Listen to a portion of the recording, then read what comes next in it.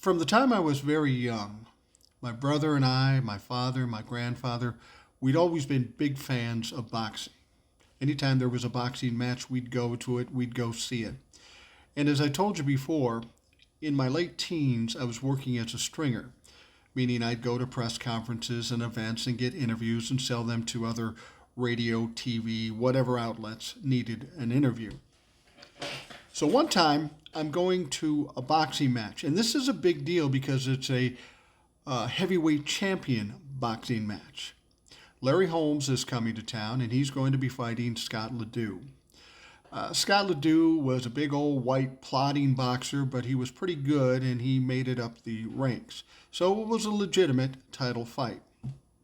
And it was interesting. Larry Holmes was a very great fighter. He wasn't the most articulate guy, but he was a great fighter. A smart guy, too, because he's one of the few that didn't end up broke after it was all said and done. But this whole press conference prior to the fight was absolutely fucking crazy. I was with a bunch of reporters, and we were outside this hotel. It was called the Registry Hotel, where the press conference was going to happen. Larry Holmes pulls up in a big limo and gets out of the car. So now all the press people are crowding around Larry Holmes as he's walking into the Registry Hotel. Now, Larry Holmes had said some disparaging things about white people or something like that at one point. And of course, somebody in the crowd has to say, yeah, people are saying you're racist, Larry. What's the deal with that? Larry seemed kind of frustrated. He said, racist? Look, motherfucker, I've got two brothers. They're both married to white women. I've got a white Cadillac, I've got a white Rolls Royce, and I got a white fucking mink coat. What do you mean, fucking racist? So anyway, he walks into the building. We go into this big ballroom, and there's a bunch of tables across the top, or the front of this ballroom. Larry Holmes sits down. Scott LeDoux sits down. The promoters and some other people were up there. And of course, the press starts asking questions. It's like any other press conference. I thought it was cool. Here's the heavyweight champ. There's going to be a fight, and we get to ask the champ questions. So it's going along pretty well. I'm about midway through the crowd, and then all of a sudden I hear this noise, this ruckus behind me and some yelling. So I turn around and I look, and I don't see anything. There's nothing there. And people are kind of looking and pointing, but I can't see anything. So I turn back around, and we get back to the press conference. And then all of a sudden I hear a voice, and the voice says, "The champ is here! The champ is here!" I go, oh shit.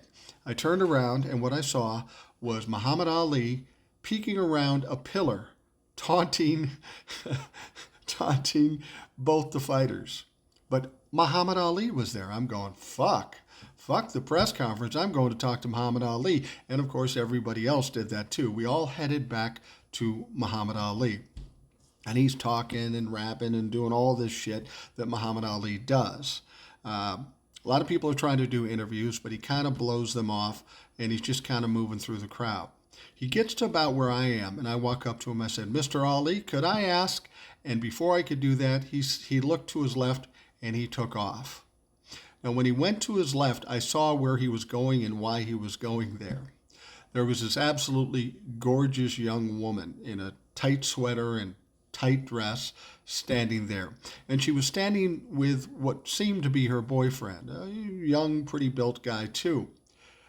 So Ali walks up to this girl, puts his arm around her, looks at the guy and says, "What would you do if I just took your girl?"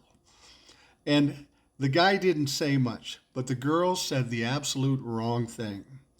She said, "Oh, you better watch out, because my boyfriend's a boxer too." And her boyfriend seemed a little embarrassed and a little nervous about it.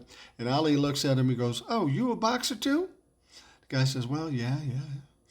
He said, "You any good?" He says, "Well, yeah, I'm undefeated. I'm pretty good." He said, "How's your defense? How's your defense?" He goes, "Well, I guess it's all right." Ali gets in a boxing stance, and he says, "Well, defend this." He threw like about 20 punches, not hitting the guy, but just all around the guy, his head, his body, everywhere. He threw like 20 of them, and the guy was just flummoxed. He didn't know what the fuck was going on. He was embarrassed. And when he did that, after he did that, he walked up to the girl. He says, "Your boyfriend may be a boxer, but I'm the champ. And he took right off with Don King and went into an elevator. Now, my brother works at this hotel at that time, too, and I didn't see it after this, but once he gets in the elevator, all the joking stopped, the smiles stopped, and all he did is look at Don King, Mr. Tough Guy Don King, and says, "Don, I'm hungry." And Don was running around, "Oh, the champ is hungry. We got to get him something." And they went up in the elevator, and we didn't see him again. We saw the fight, of course. Larry Holmes won. But that was my one chance to kind of meet Muhammad Ali. I shook his hand.